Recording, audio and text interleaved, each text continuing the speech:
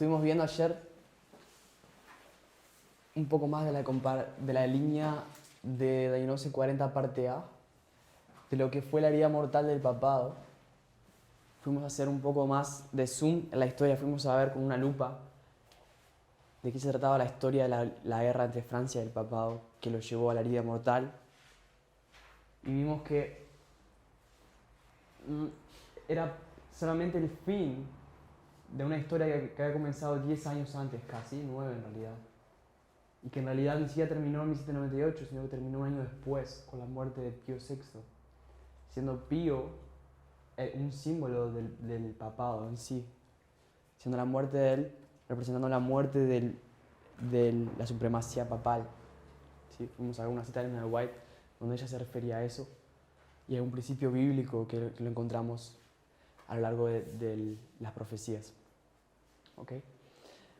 Pero también entendimos que la obra del papado es una falsificación de la obra de Cristo. Y que así como Cristo murió y resucitó, el papado también iría a morir y resucitar. Quiero que veamos, tal vez quiero afirmar un poco más eso con un versículo de la Biblia. Vamos a abrir Apocalipsis 17.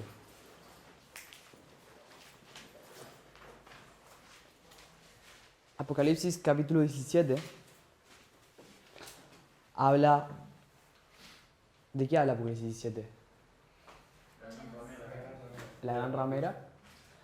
Que está, ¿dónde está la gran ramera? Está sobre muchas aguas. Hay algo más, está sobre algo más. Sobre 7 montes. Sobre 7 montes, sobre una bestia, ¿cierto? Que tiene 7 cabezas, que son 7 montes. Correcto.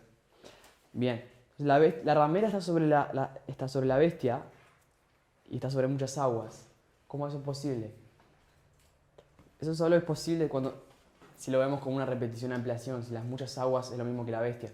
¿Qué son muchas aguas en profecía? Multitudes.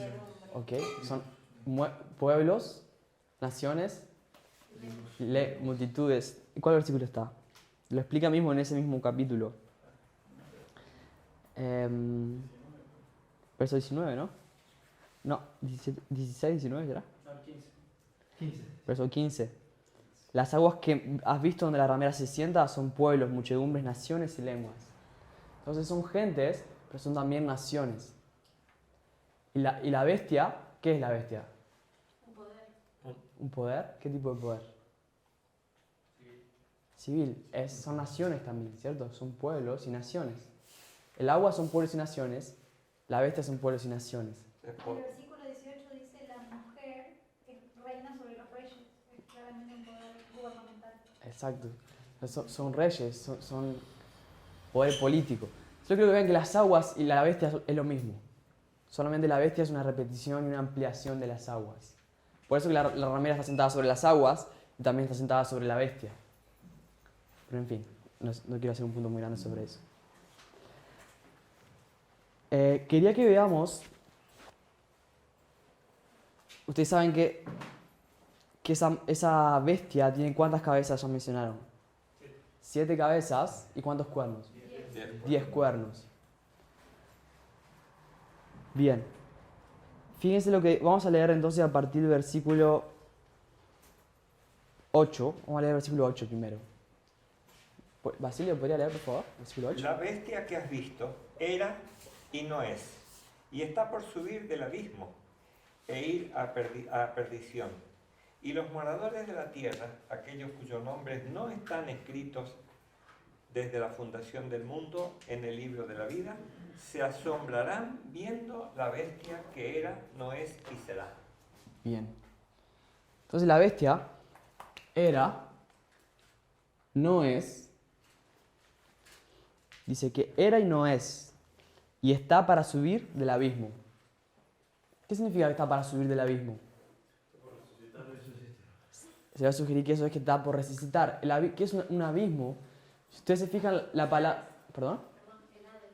Exactamente, el abismo es lo que se menciona en las escrituras como el Hades, o ese lugar que generalmente los protestantes lo tratan como si fuera ¿qué? El infierno, Pero nosotros sabemos qué es el abismo. ¿Perdón? ¿El mar? No. El infierno es la tumba, la sepultura, ¿cierto? El abismo es simplemente la sepultura. Cuando estudiamos con los protestantes y le queremos mostrar que el alma no es inmortal, vamos por todos esos versículos que hablan sobre el abismo, que ellos creen que es el infierno, le mostramos que en realidad es la sepultura. ¿Sí? Es el sepulcro. ¿Se acuerdan, por ejemplo, la historia de Acán, que se había quedado con algo de la guerra que no tenía que quedarse? ¿Se acuerdan la historia de Moisés? Fueron a la guerra los israelitas y Moisés le dijo, no se queden con nada, quemen todo. Josué, gracias. Y él se quedó con algo. Era en Jericó. ¿Perdón? ¿Era en Jericó? Bien, no me acordaba de eso. Y al final, ¿qué pasó con él y con la familia cuando lo descubren? ¿Lo apedrearon? No, se lo tragó. ¿Se tragó la tierra? No, Me confundí de historia. es de la tribu la rebelión de Corea del Norte. Corea Tania Mirán. A eso lo apedrearon. Entonces vamos a cambiar de historia porque era eso lo que quería ir. ¿Ok? Ah, de Corea del Norte. Creo que sí. Exactamente. Ahí estamos. Sí. Bien, gracias. La historia de Corea Tania Virán que se tragó la tierra con toda la familia, ¿se acuerdan? Dice la Biblia que se fue, que el abismo se lo tragó vivo. ¿Sí? Y los protestantes interpretan que se fue al infierno, básicamente. Pero en realidad lo que está diciendo es que la sepultura se refiere al seno de la tierra, el abismo. Eso es el abismo. De hecho, si ustedes se van al griego, usa la concordancia Strong que hemos estado mencionando, se fijan en esa palabra que dice abismo, es la misma que se usa en las parábolas, por ejemplo, de Rico y Lázaro, que habla sobre el abismo, o que se usa muchas veces para sepultura. Si se fijan lo que significa sepultura. Entonces la bestia era y no es, pero va a subir del abismo. Lo que estoy diciendo, siendo el abismo la sepultura,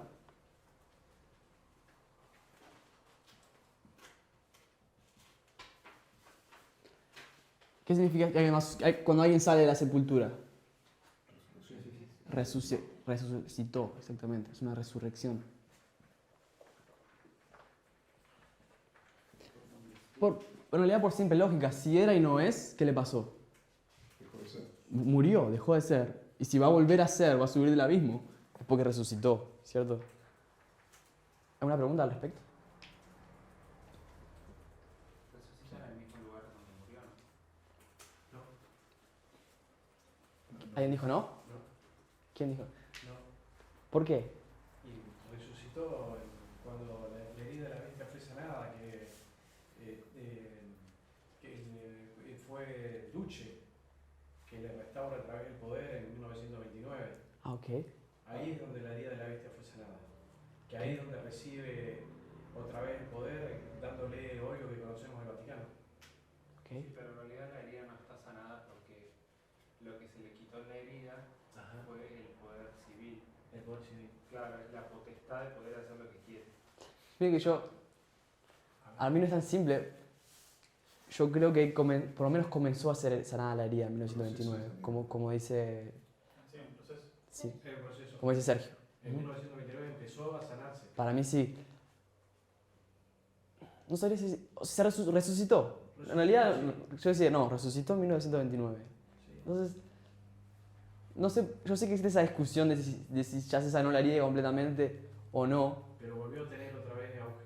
Exactamente, no lo tengo tan claro, pero si creemos que en 1989, ¿qué creemos que pasó en 1989? Estaba vivo. Está viva. Que el rey del norte atacó al rey del sur. Porque si un muerto no puede atacar a alguien, déjeme decirle. Tiene que estar vivo el rey del norte para atacar al rey del sur. Yo sé que es común o está en nuestra mente decir que la herida va a ser sanada completamente en la ley dominical. Ok, pero ya por lo menos tenemos que admitir que ya resucitó el rey del norte. Está activo. Quiero saber qué piensan. Todo el mundo, ¿alguien tiene una duda? ¿Alguien quiere aportar algo? Nunca lo había pensado así. Sí. Me toca pensarlo. Bien. Antes de Bien. decir mi opinión. Me Cuando gusta. estudiamos sabemos que también cuando Fátima interviene antes de historia, Ujú. tipo la Iglesia Católica tiene que estar viva o en alguna forma u otra para que el mensaje de Fátima le llegue al Papa, si no, no podría ser posible tampoco. Ujú. La historia de la Segunda Guerra Mundial el papado se buscó un poder, ¿cierto? Se buscó una nación para hacer la obra que quería encomendarle. ¿Qué nación fue esa? Alemania nazi. No sé si ustedes sabían, pero el Papa Pío XII es conocido como el Papa de Hitler. Hizo una alianza con Hitler. Y entonces obtuvo una nación ahí para comenzar a hacer su obra. ¿Sí? No, que yo lo que estoy pensando es que no tenemos que olvidarnos nunca de que todo lo que hablamos en relación a la profecía son simbolismos. Entonces tenemos que tener en claro de qué hablamos cuando hablamos de la herida mortal y de la muerte, qué simboliza eso. Y si nosotros tenemos en cuenta que ni bien fue llevado cautivo el Papa, al poquito tiempo ya había otro Papa en su lugar. ¿De qué hablamos cuando hablamos de muerte? O de resurrección. ¿Eh? O de resurrección. O de resurrección. O sea, siempre estuvo ahí el papado, siempre estuvo ahí la Iglesia Católica. Entonces, cuando hablamos de un proceso de sanación, estamos hablando de que es un proceso hacia la supremacía. La muerte implica la pérdida de la supremacía y la resurrección implica la restauración de esa supremacía. Y obviamente, al ser un símbolo, nosotros tenemos que entender que en la práctica las cosas no pasan mágicamente. No es que, resucitó y tiene la supremacía. O sea, así como fue un proceso, esa guerra que empezó antes, que llevó a la muerte, tiene que haber un proceso que lleve a la resurrección en la práctica, ¿no? ¿Qué? Me parece que tiene mucho sentido. ¿Qué hechos se podrían destacar en ese lapso de tiempo hasta 1929? Del papado. Sí. No se me ocurre ninguno en realidad. Como para, de acuerdo a lo que vos decías, ¿no? Que demostrar que estaba viva. De hecho, Es muy evidente que en 1929 vuelve también a tener un poder. ¿Sobre qué? O sea, se levanta el rey. Y sobre la humanidad. Por lo menos vuelve a notarse su poderío. creo que la propuesta de Lucho, jamás esta vez lo hago más claro gráficamente, es que es lo siguiente. Es verdad que en 1989 vemos al rey norte haciendo algo ahí, al papado.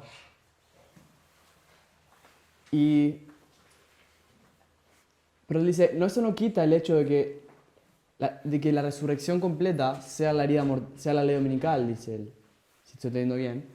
¿Por qué? Porque en realidad lo que te muestra esto es que está resucitando o está levantándose sobre la supremacía de la tierra.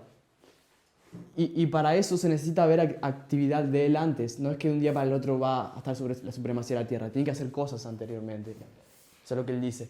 Pero creo que tampoco está en contra de que el hecho de que 1929 es también una de esas muestras de la resurrección. Claro, o sea, yo lo que voy es que con la muerte significa la pérdida de la supremacía. Eso es lo que la muerte significa, según tengo entendido. Claro, entonces, No desapareció el papado, No. lo que desapareció su poderío mundial, su Claro. protagonismo mundial.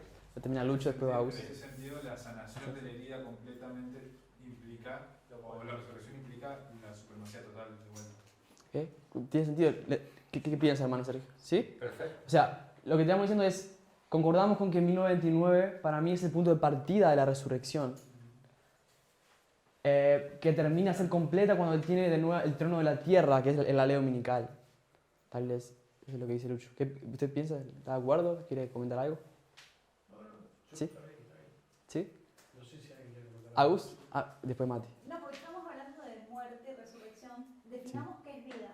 Porque el papado existe un montón de tiempo. Pero nosotros decimos que estamos pensando en esta bestia que está viva Sí. y que recibe una vida mortal. Entonces, definamos qué es vida. Vamos a entender entonces cuándo no la tiene más y cuándo la vuelve a tener.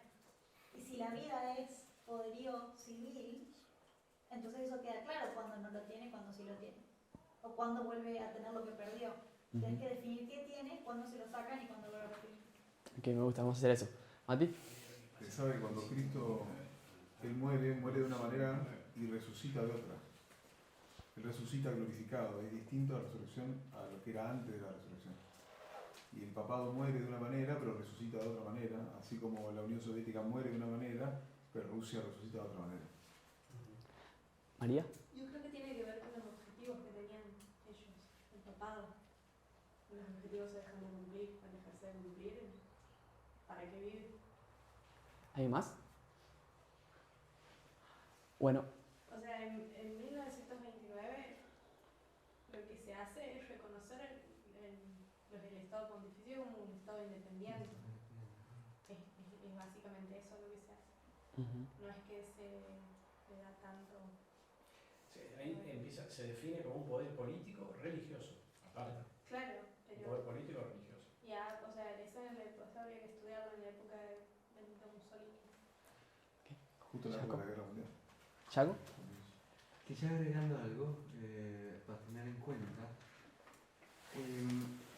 estamos haciendo un comparación y contraste, podría decir, con el rey del sur, que en 1989 recibe la herida mortal, muere en 1991, deja de ser, pero vuelve a surgir de otra forma.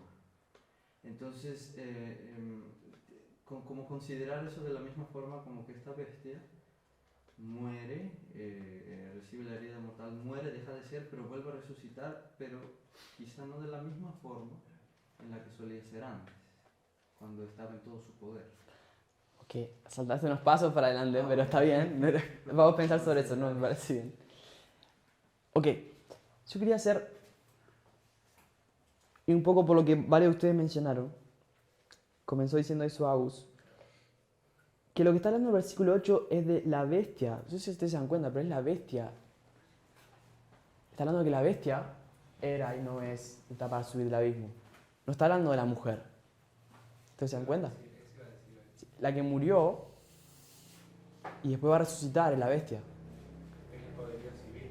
Exactamente, que la bestia que vimos que es el poderío civil, son las naciones sobre las cuales está la mujer, que es la iglesia. ¿Sí? Sí, ¿Mamá? estaba pensando hoy, pero no lo dije, que justamente es la mujer la que tiene que montar la bestia. Entonces, en 1989 nosotros podemos ver un intento del papado, o también en la Segunda Guerra Mundial del papado, de montar una bestia, pero no tiene, o sea, no podemos decir que el papado está al control de Estados Unidos, así, al control realmente, de estar sentada arriba y que haga lo que quiere. Eso es lo que yo estaba pensando. Ok. También quería llamar la atención a eso que... Esa sería la resurrección. Esta sería una línea como que empieza a resucitar. A eso que ustedes mencionaron,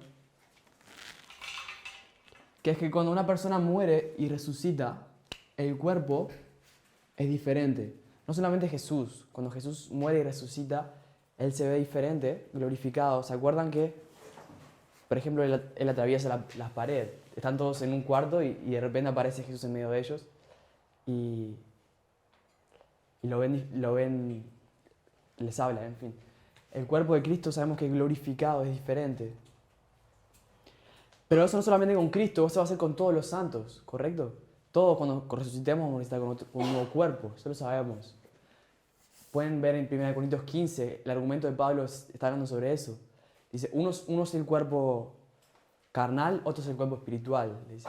Te está hablando de la resurrección y te dice, un cuerpo es el cuando vos estás acá en la tierra y otro cuerpo es cuando resucites. Entonces, acá vos tenés, cuando la bestia, esta no es una bestia, es una persona, pero cuando la bestia estaba viva, era de una forma, luego claro, muere, pero cuando resucite, va a ser diferente, va a tener un cuerpo glorificado. ¿Sí? Claro, es una falsificación de la resurrección, es una falsificación de Cristo, como vimos ayer. Pasa lo mismo. Y eso es interesante verlo porque no necesariamente tiene que ser en la misma forma que estaba antes. La bestia, que es la nación que gobierna el papado, no es la misma. ¿Sí? Es otra nación. Vimos que en 1929 el papado comienza de nuevo a ganar su poderío sobre civil, ¿sí? Sobre el Estado. Y en esa historia también es cuando comienza a hacer una alianza con la Alemania de Hitler y así con otras naciones, como la Italia de Mussolini o España de Franco, ¿sí? Empieza a ganar supremacía sobre esas naciones, empieza a despertarse, ¿sí? Argentina de Perón. Sí, Ok. coincidían hasta los ¿cómo se llama? La vestimenta que tenían los soldados eran exactamente igual. Ya, no sabía muy bien eso. Sí, era exactamente igual. No sé si han visto ustedes los soldados de esa época, el casco era exactamente igual, todo igual. ¿Al de los nazis? A los nazis igual. Ya, interesante. Y bueno, pero sabemos que eso falló, que la Alemania nazi no tuvo éxito en dominar el mundo como quería. Pero entonces Estados Unidos, el papado tiene que hacerlo de nuevo por medio de otra bestia. Y esa bestia, creemos el rey del norte, según Daniel 11:40, es Estados Unidos ahora. Pero nos adelantamos un poco para analizar sobre la resurrección del papado, cuándo será, cuándo marcamos esta resurrección. Si se dieron cuenta no pusimos ninguna fecha. Pero yo sugiero que empieza con la historia de la Segunda Guerra Mundial y por lo menos va hasta la ley dominical, pero es un proceso que se da, ¿sí? Papá ya está resucitando hace un buen tiempo ya. Ok. Ahora, lo que vamos a hacer es, siendo una parábola, ¿se acuerdan que entendimos que el versículo 40 y el 11 era un quiasma, era una estructura espejada? Eso significa que los elementos que se encuentran del lado derecho son los mismos que del lado izquierdo, solamente que en un orden diferente. Tenemos el rey del sur y el rey del norte, que es él, así como el rey del sur es el último él. Contender es levantarse, es lo mismo. ¿Qué significa que el rey del sur contendió con el rey del norte en esta historia? Que lo atacó, que eso es un símbolo, o tal vez un poco más específico.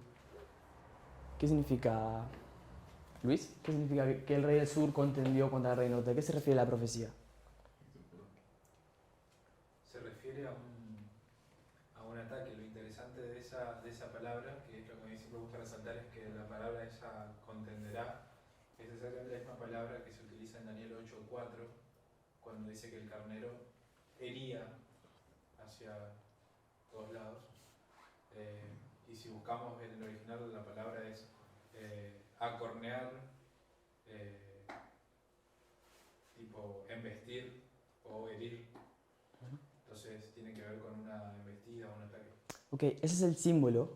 Está correcto, muchas gracias. Eso nos va a ayudar a entender qué es lo que significa. Sí, gracias, Lucho. Pero la pregunta es, ¿qué significa literalmente Vencer. vencer? Invadió y lo llevó preso. Ok, lo invadió y lo llevó preso. ¿Qué va a decir? Voy a unir lo que está diciendo Miriam con lo que está diciendo Emma. O sea, General Berthier se lleva al Papa Pío VI cautivo. Ok, todo el mundo concuerda. Eso es lo que significa. Ok. Está bien la respuesta de ustedes, pero yo quería ir a qué significa la vida real. Significa que Pío VI se lleva cautivo al Papa. Significa lo que pasó en 1798, ¿cierto? La herida mortal significa. ¿Ok? Berthier se lleva. Gracias. Te entendieron lo que quise decir. Y te digo más, creo que estuvo cautivo en la ciudad de Aviñón. Mirá, la opinión. Aviñón, creo. No, eso después cualquier cosa. Si estoy equivocado, después me lo corrijo. Ok, Creo que estaba en Aviñón.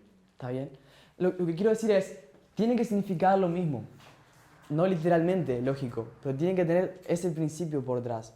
Lo que pasa en 1989, cuando el rey del norte viene sobre el rey del sur, tiene que ser... tiene que contener la naturaleza de lo que pasó en 1798.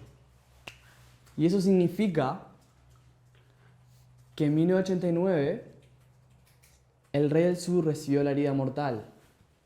¿Sí? Así como en 1798 la herida mortal, el rey del sur recibe la herida mortal. ¿Ok? Y no muere en 1989. Si recibió la herida mortal solo en 1989, con la caída del muro de Berlín, la Unión Soviética, si ustedes se acuerdan, el rey del norte, dijimos que es el papado con la nueva bestia que resucitó, que es ¿quién?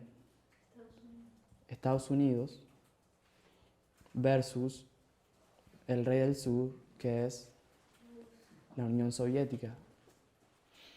La Unión Soviética recibió su herida mortal en 1989 con la caída del muro de Berlín.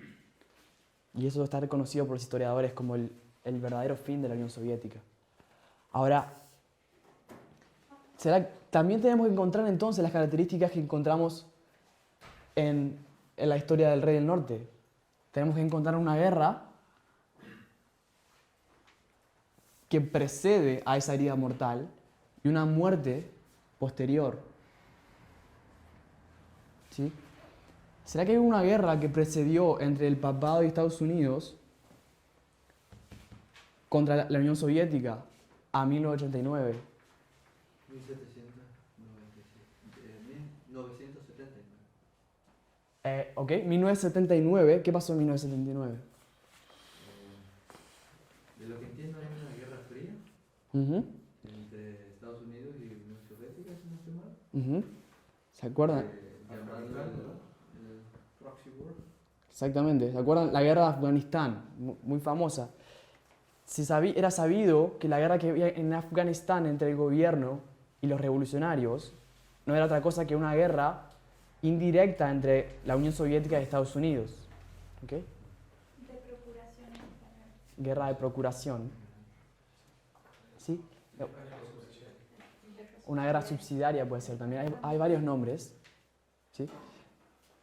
Estaba Estados Unidos apoyando a los rebeldes y la Unión Soviética apoyando al gobierno en Afganistán. ¿Ok? Entonces una guerra entre ellos, entre la Unión Soviética y Estados Unidos, en 1979. Pero esa guerra Jacob mencionó la Guerra Fría. Ustedes saben que la Guerra Fría toda se trata sobre una guerra entre quién y quién. Estados Unidos, Dos bloques.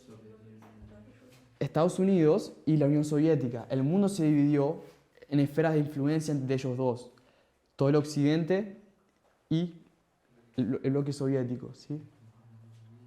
¿Esa guerra comenzó en qué año? 1945. Esa guerra comenzó en 1945. La mayoría de historiadores la datan en ese año, que fue cuando terminó la Segunda Guerra Mundial. Entonces los historiadores marcan que nunca terminó la guerra en realidad. Terminó la Segunda Guerra y continuó la Guerra Fría. Y muchos dicen que en realidad ni siquiera terminó todavía la Guerra Fría. ¿Ok? Pero lo que en realidad nosotros entendemos es que la Guerra Fría tiene que haber terminado porque murió el Rey del Sur. Pero hoy muchos dicen que no terminó la Guerra Fría porque identifican que hay un poder que aún es como si el Rey del Sur estuviera vivo, es como si la Unión Soviética estuviera viva. ¿Ok? Pero se perdieron ese lapso de tiempo donde murió. ¿Y qué pasa? Si muere, si el Rey del Norte muere y resucita, ¿qué tiene que pasar con el Rey del Sur? Morir. Tiene que morir y resucitar también. Cambió de nombre, cambió de bandera, todo. O sea, desde el año 89, Ujú. diferentes repúblicas se fueron independizando. Hubieron revoluciones en Lituania, en Polonia. Se fueron independizando hasta que se bajó la URSS el 25 de diciembre de 1991. Exactamente. Eso es lo que voy a sugerirle, que eso es la muerte del Rey del Sur. En 1991, después de varias revoluciones que hubo de diferentes naciones independizándose de la Unión Soviética, se declaró el fin de la Unión Soviética y quien era en ese momento el líder era Mikhail Gorbachev.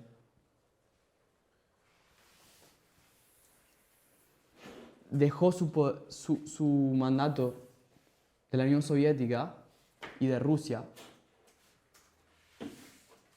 Y eso, queremos hacer un paralelo, como la muerte política o el fin del gobierno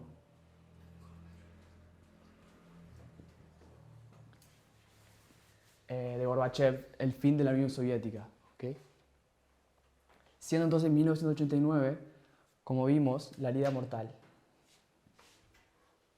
Con la caída del muro de Berlín. Exactamente, la caída del muro de Berlín, un paralelo al cautiverio del Papa. ¿Qué pasó en la caída del muro de Berlín? ¿Qué provocó eso en Alemania? Que se uniera. Básicamente se unió, es decir, la Alemania occidental absorbió, ¿sí?, la Alemania oriental o soviética, ¿sí? Eso fue lo que pasó. Fue conquistada. La perestroika, ¿no? ¿Perdón? La perestroika fue, ¿no? No conozco. En 91 termina la perestroika. Es interesante que en ruso la palabra perestroika significa construir de nuevo. Reestructuración. Sí, estructurar es hacer de nuevo, básicamente. Interesante. Entonces, Rusia pasó a ser otra nación, bandera y una nueva constitución, una nueva forma de ser. Bien, gracias. Entonces, probablemente muchos de ustedes saben mucho más que yo de esta historia porque es bien reciente. Yo nací unos años después que esto. Pero estaban vivos porque no pasó hace tanto tampoco, no que sean viejos, pero tengo 22, casi 23. Bien. Entonces, ¿qué pasa? El rey del sur, si murió, tiene que también que resucitar, hemos dicho. Lo que necesitamos ver es cuándo resucita el rey del sur. Necesitamos saberlo. ¿Por qué? ¿Por qué el rey del sur tiene que resucitar? ¿Cuál es el foco de nuestro estudio? ¿Qué queremos entender nosotros? La batalla de Rafia. Actualmente está vivo. El rey del sur va a atacar al rey del norte. Exactamente, nosotros hemos visto, ¿se acuerdan cuando estudiamos Daniel 11, 5 al 16? Acá no me faltaron, a propósito no los puse en realidad. Vimos que en el versículo 10 de Daniel 11, voy a borrar esto,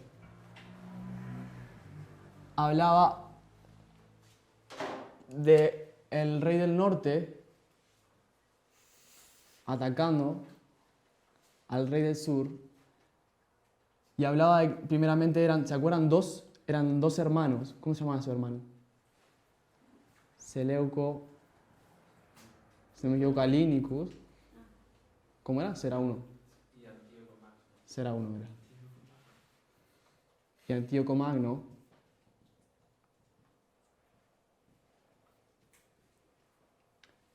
Comenzaban los dos, pero después uno era muerto y el otro terminaba la batalla contra Ptolomeo. Creo que era Vergetes, pero no me acuerdo. Y eso es bien interesante porque identificamos que eso es lo que pasó en 1989. El rey del norte contra el rey del sur. Pero eso es bien interesante porque vimos que Seleuco I comenzó a reunir sus ejércitos y a hacer la guerra contra Ptolomeo, pero solamente Antíoco la terminó. Si vamos a ver la historia de Estados Unidos, tenemos a Bush, padre, que él comienza la guerra contra la Unión Soviética. Sí, no, al revés. Uh-huh. Es Reagan. Tenemos a Ronald Reagan. Que hizo la alianza con el Papa. Exactamente. Y ahí El se presi- cambia de presidencia. Comienza la guerra contra la Unión Soviética, él hace la alianza con el papado en 1982. Después lo vemos, creo que es el 82. En 1982 hace la alianza, ¿Sí? se reúne con el Papa. Ujú. Él todavía no era presidente. ¿Todavía no era presidente? En el 82 no. Ah, interesante. Ok. ¿Saben? Porque en realidad, ¿saben lo que pasa? Ronald Reagan era vicepresidente, perdón, sí, era vicepresidente de Bush.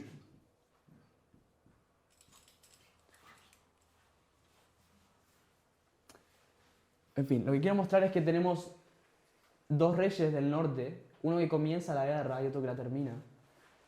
Así como Reagan comienza la guerra contra el rey del sur, contra la Unión Soviética, pero solamente Bush la termina. Es en 1991. Era Bush quien estaba en el poder cuando se llega a la muerte del rey del sur de la Unión Soviética. ¿Pudieron seguir eso? Presidente entre 1981 y 1989. Reagan. Entonces sí era presidente de Reagan en el 82. ¿Del 81 al 89? Ujú. Ah, perdón. Ok. Entonces voy a repetirlo de nuevo con más firmeza ahora. En 1982, Ronald Reagan se reúne con el Papa, comienza y planean una estrategia para hacer caer a la Unión Soviética.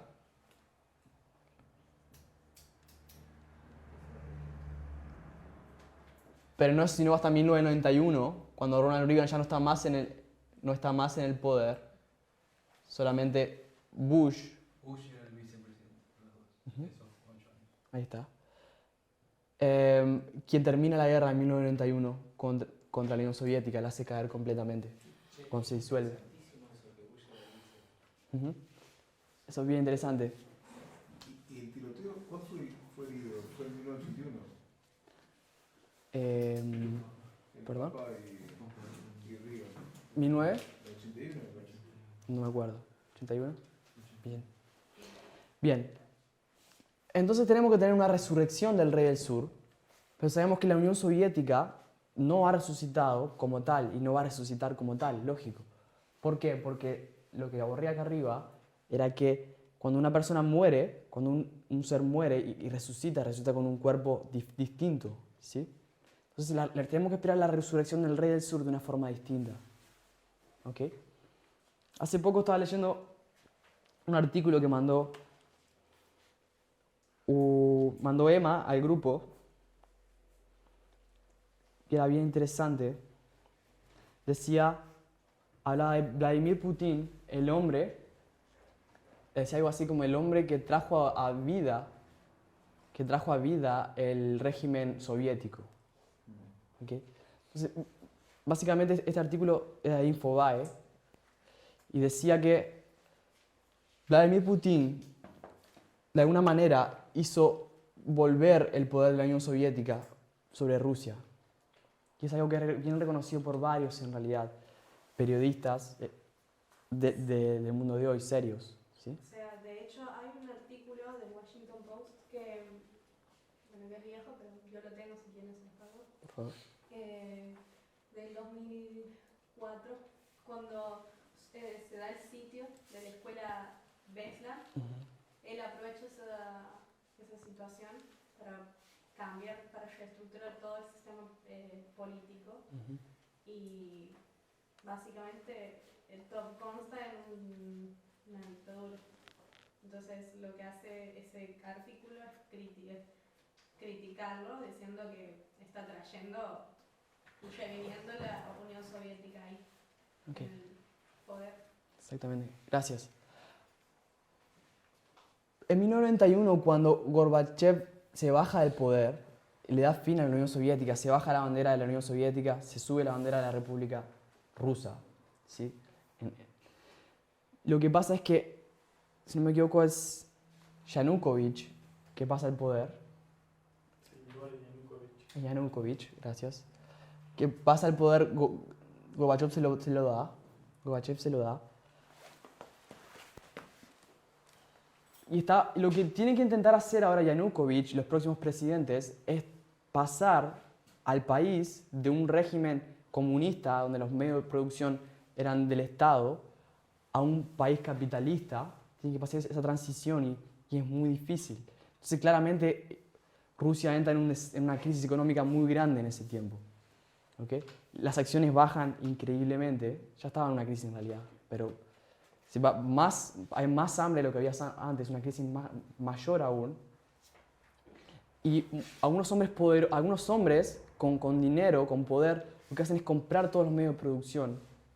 Y se forma lo que hoy se conoce en Rusia como la oligarquía. ¿Okay? Una oligarquía es básicamente cuando el poder del país está en manos de unos pocos. Eso es lo que pasa en Rusia a partir de ese año. Oligarcas, personas muy poderosas, compran todos los medios de producción del Estado. Solamente en 1999, no lo voy a poner, Vladimir Putin, cuando él llega al Estado, también le pasan el poder estatal por problemas de salud y otros problemas que tenía Boris Yeltsin, que era el anterior presidente a Vladimir Putin.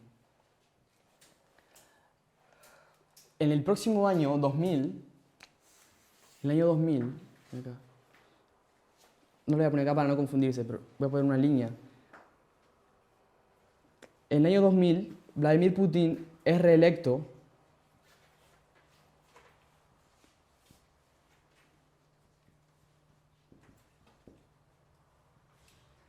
para ser presidente de Rusia, pero ella había comenzado a gobernar en 1999, cuando Boris Yeltsin,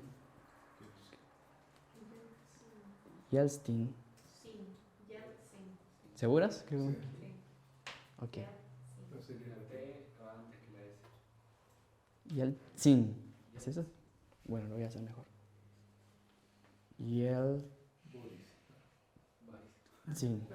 Boris Yeltsin le da el poder a Vladimir, a Putin. ¿Ok? Entonces, si bien él es electo solamente en el año 2000, él comienza a gobernar en 1999. Y a partir de ese año, él comienza a hacer una reforma muy grande económica en el país. Y una de las cosas que él hace es sacar el poder de los oligarcas, o en realidad pasar a dominar él a la oligarquía en favor del país, en favor de Rusia.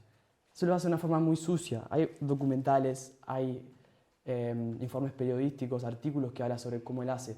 Básicamente él manipula a la mafia y por medio de la mafia él encuentra cosas malas de los oligarcas, entonces los tiene básicamente a todos agarrados, o los mete presos, o hace lo que quiere, o van presos y le saca todo el poder que tienen. ¿Okay? Por medio de eso, Putin se vuelve el hombre más poderoso de Rusia, porque está por encima de la oligarquía. Entonces se vuelve básicamente el rey de Rusia. Encima de la mafia. Exactamente, encima de la mafia. Tiene todo el poder. Vladimir Putin es... Algunos periodistas dicen que es el más poderoso del mundo. Eso es bien importante. ¿Escucharon? Algunos periodistas dicen que es el más poderoso del mundo. Y el más rico. Ajá. Y es más rico que Trump. me parece. Él es más rico que Trump. Y esa es una de las razones. Él tiene básicamente toda Rusia bajo su poder. Eso es lo que tiene. Y con Rusia, todas las naciones, claro, que tiene, sobre las cuales tiene influencia.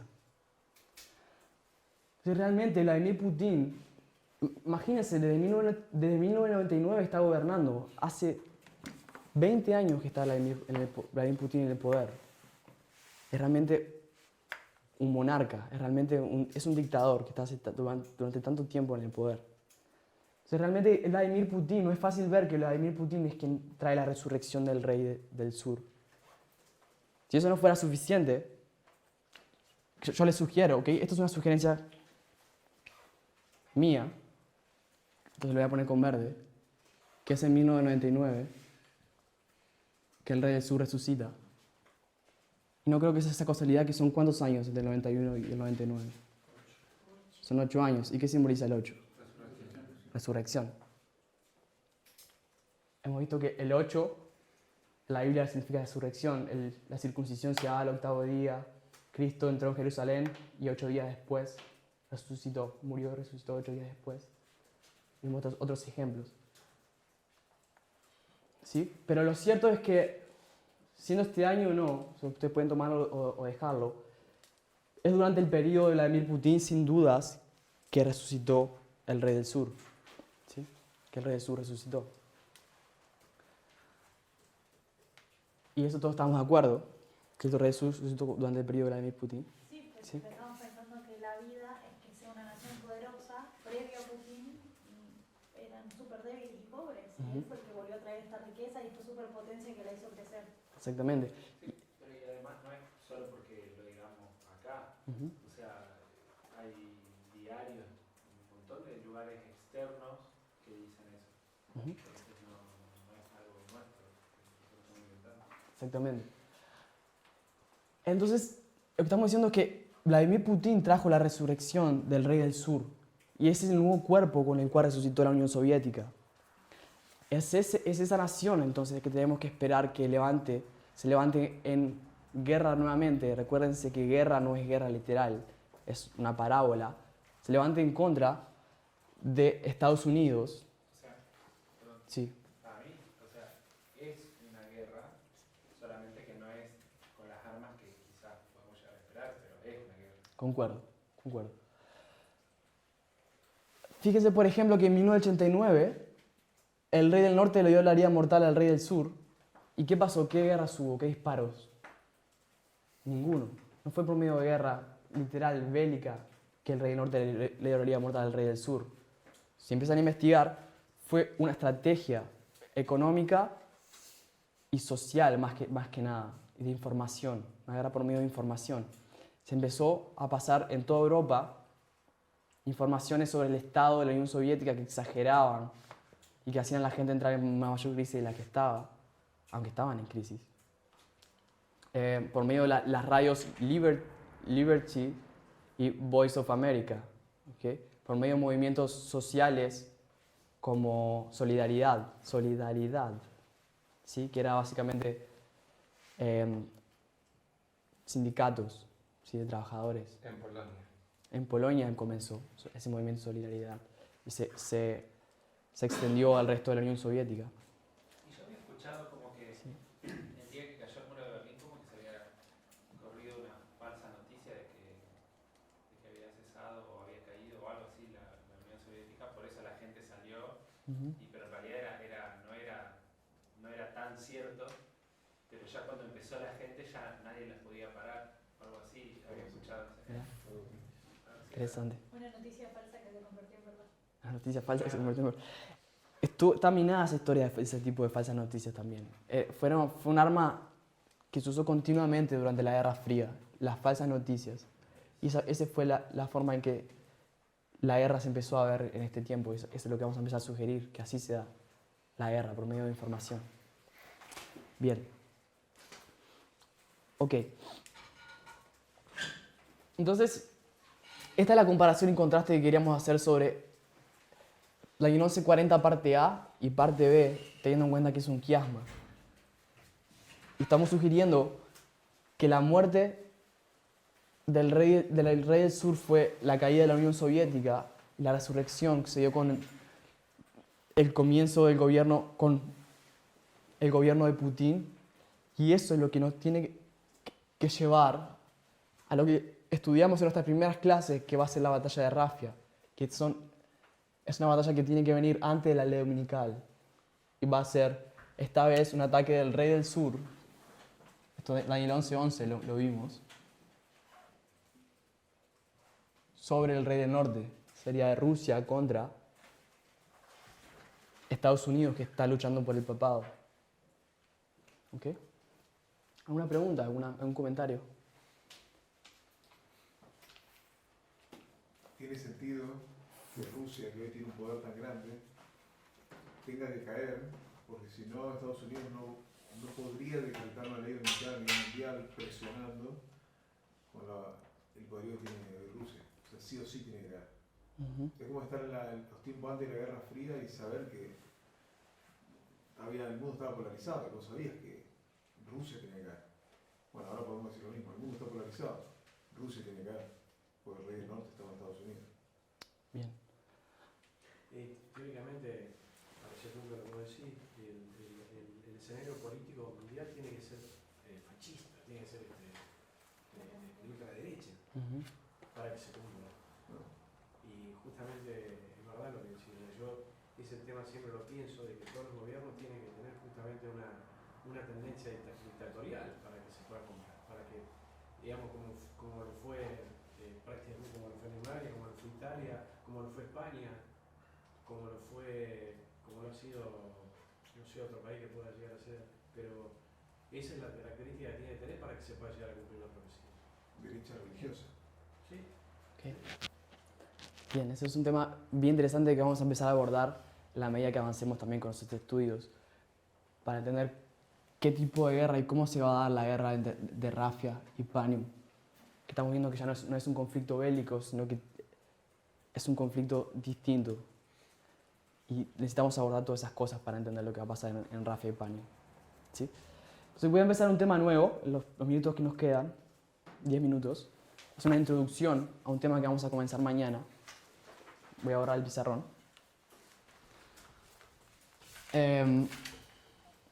Y para eso voy a tomar algunos datos que Mati pasó ayer para nosotros, de Hechos 27.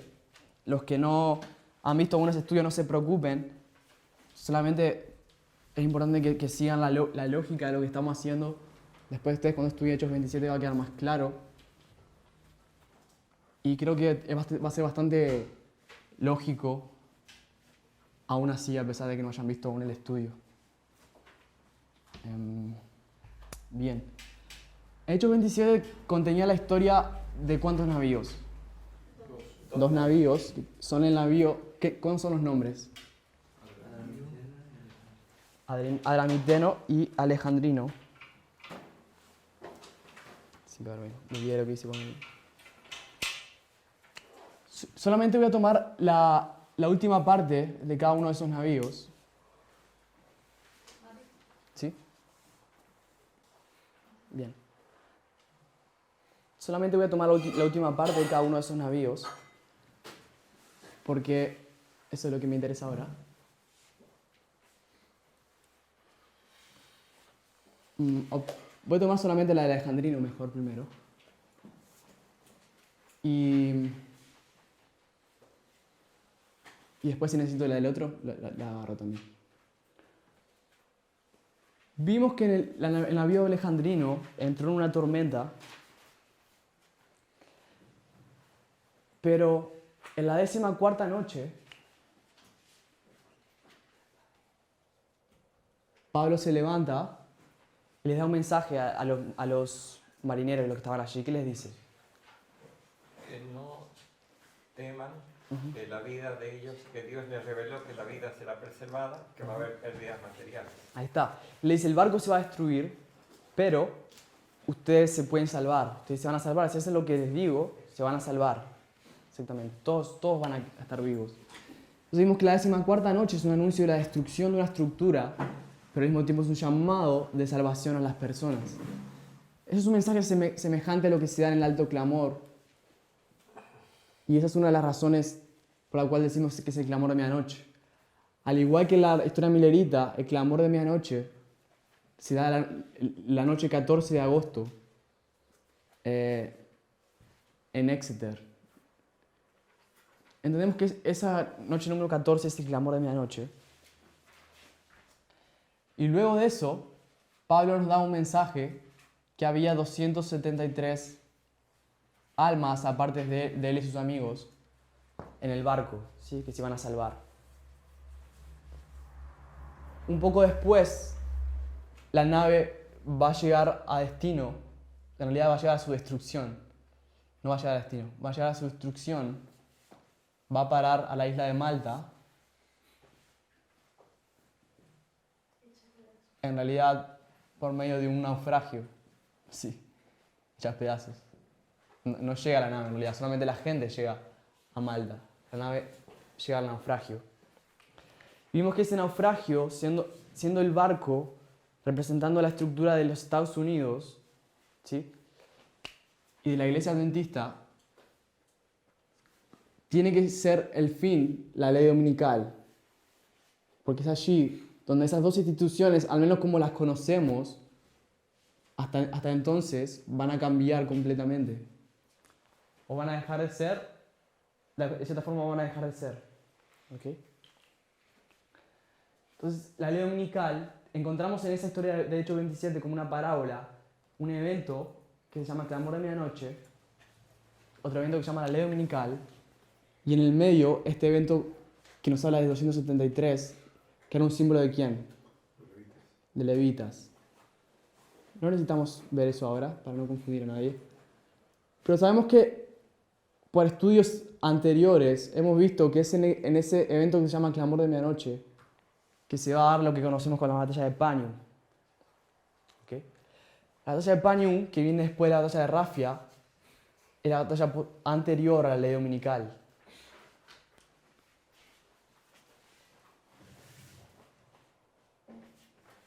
Ahora, el número 273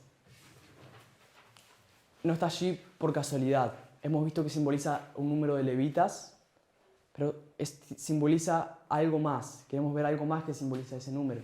¿Sí? Queremos ver un poco más la importancia de ese número.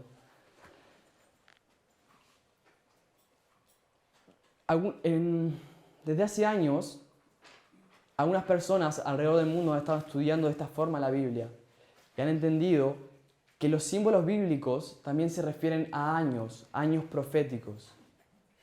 Un ejemplo de eso es, por ejemplo, Ellen G. White dice en El conflicto de los siglos que Miller obtuvo su mensaje en 1818. La computadora se me acaba de apagar, entonces no tengo la cita. La voy a reiniciar. Pero si vamos, por ejemplo, vamos a abrir la Biblia en Deuteronomio, capítulo 18, versículo 18.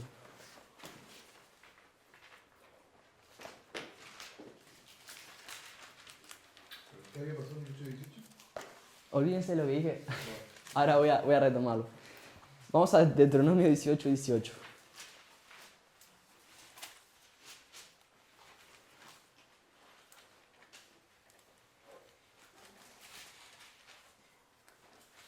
¿Qué dice Deuteronomio 18, 18? Marisol. Le suscitaré un profeta de entre sus hermanos, como tú, y pondré mis palabras en su boca, y él les hablará todo lo que yo le mandé. Bien. Aquí es Dios hablándole a Moisés, ¿cierto? Porque el pueblo se había quejado o había dicho que no quería oír más la voz de Dios porque sentía miedo. Le pide que levante un profeta entre medio de ellos. Y entonces Dios le dice, ok, están bien, no les voy a hablar más directamente, les voy a hablar por medio de un profeta. Dios le hace esa promesa al pueblo. Mi pregunta es, ¿qué es un profeta? Él te anuncia un porvenir, un futuro. Ok, anuncia el porvenir. Bien, más específicamente en la Biblia, ¿cómo ese profeta anuncia el porvenir? ¿Que es de su propia sabiduría que lo hace? ¿O cómo lo hace? De parte de Dios. De parte de Dios, ¿cierto? Entonces, ¿perdón? Es una persona que levanta a Dios, que habla de parte de Dios. Ok, todo el mundo concuerda con eso. Es una persona que habla por Dios. De hecho, esto es lo que vemos en la historia. Él dice, yo no voy a hablar más directamente con el pueblo, voy a levantar un profeta que hable por mí. ¿Sí? Entonces, ese es un profeta, una persona que habla por parte de Dios. Un profeta está relacionado con un mensaje, ¿cierto? Dios le da un mensaje que tiene que compartirlo con el pueblo. Un profeta, por ejemplo, Isaías. ¿Cuándo Isaías se vuelve profeta? ¿Es de que nace profeta o se vuelve profeta en un momento específico? Isaías, Ujú. si nace profeta. Uh-huh.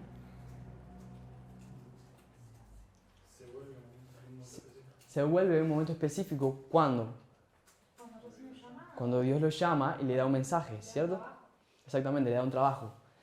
Entonces lo que quiero sugerir, una persona, un profeta es levantado cuando Dios lo llama y le da un mensaje para dar al pueblo. ¿Ok? Ellen G. White habla en primeros escritos, Esteban. También se pueden hacer profetas. Sí, Sansón, Juan el Bautista. Ok, se pueden hacer ya profeta. Concuerdo. Entonces quiere decir que nace ya con un mensaje específico, con una obra específica para cumplir. ¿Correcto? Ese es el ejemplo de Sansón y Juan el Bautista. Y Moisés. Okay. Pero lo que quiero ver, Ellen G. White menciona en primeros escritos, cuando habla de Guillermo Miller, en un capítulo que se llama Guillermo Miller, y lo compara con Juan el Bautista, lo compara con Elías, con Eliseo. ¿Sí? Habla de él como habiendo sido dirigido directamente por Dios, que ángeles lo acompañaron y iluminaron su entendimiento. Eso se lo pueden leer en el libro Primeros Escritos, el capítulo que habla de Guillermo Miller. Entonces entendemos que Miller era un tipo de profeta, como lo era Juan el Bautista. No era un profeta que recibía visiones de Dios o que tenía sueños, aunque tuvo en realidad 2 sueños, que también en la White lo menciona. Era un profeta que tenía un mensaje específico de Dios, tenía un mensaje profético. ¿Ok? Y Ellen G. White dice en El conflicto de los siglos, yo le voy a decir qué página, mientras mi computadora carga, que Miller recibió su mensaje en 1888. No, 18. Perdón, 18. Gracias. 1818.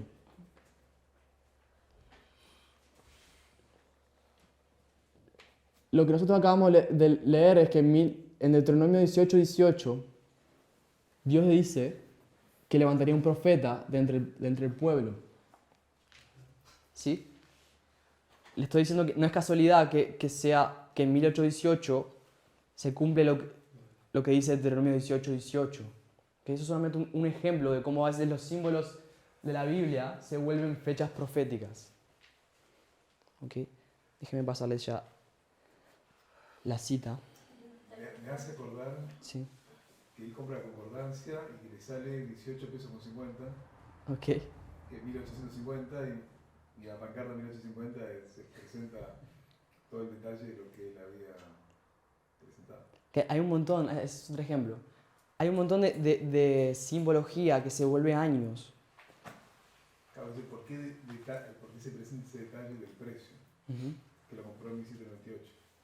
O sea, yo lo veo como esas curiosidades que Dios deja ahí.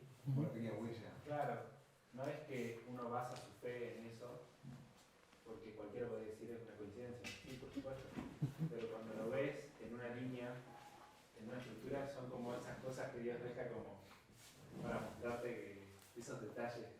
Exacto, no es una cosa que vamos a construir una doctrina sobre eso. Simplemente una joya, algo que hace brillar un poco más algunas verdades.